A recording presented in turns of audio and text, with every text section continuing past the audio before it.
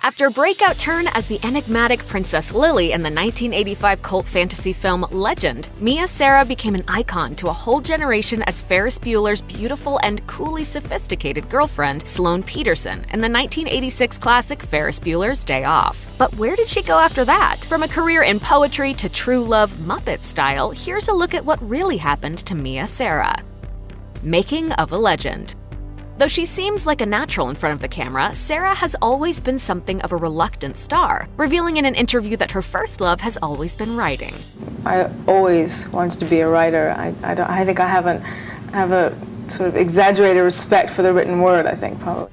And her feelings about the movie industry probably weren't helped by a traumatic experience on the set of Legend when she was nearly caught in a massive inferno that almost completely destroyed the set. All of a sudden, the sky was black, and you can't believe it's gone. The entire studio was there, everyone was crying, it just melted. Ferris was no fun.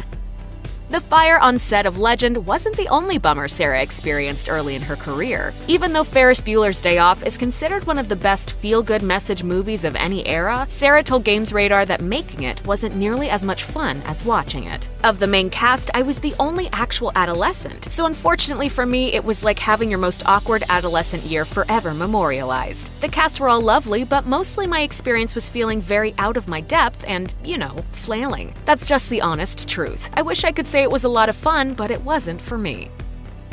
Queenie.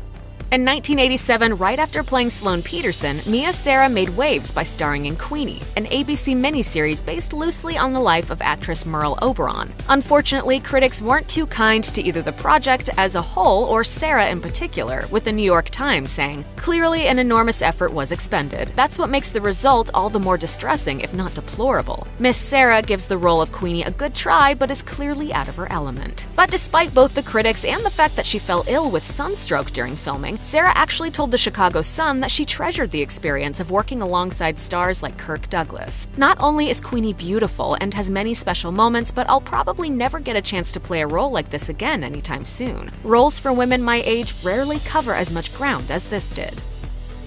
Relative obscurity.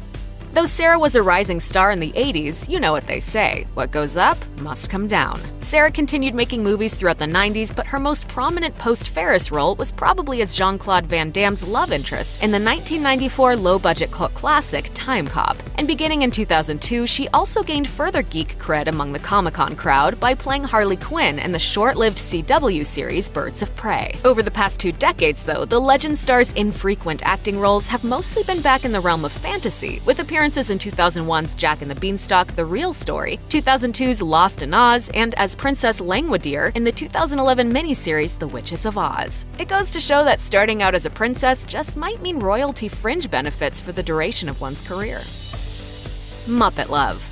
A career in fantasy isn't the only unexpected benefit Sara has reaped from her role in Legend. In a roundabout way, it also helped her find her one true love. That's because, fresh out of filming Legend, Sara landed an audition for the female lead in another fantasy-themed film, the 1986 Jim Henson Company cult classic, Labyrinth. Though she ended up losing the part to Jennifer Connelly, the audition brought Sara in contact with Jim Henson's son, Brian Henson. In 2010, a quarter of a century later, Sara and Brian Henson were married, and they have a daughter together, Amelia Jane. Talk about your fairy tale ending.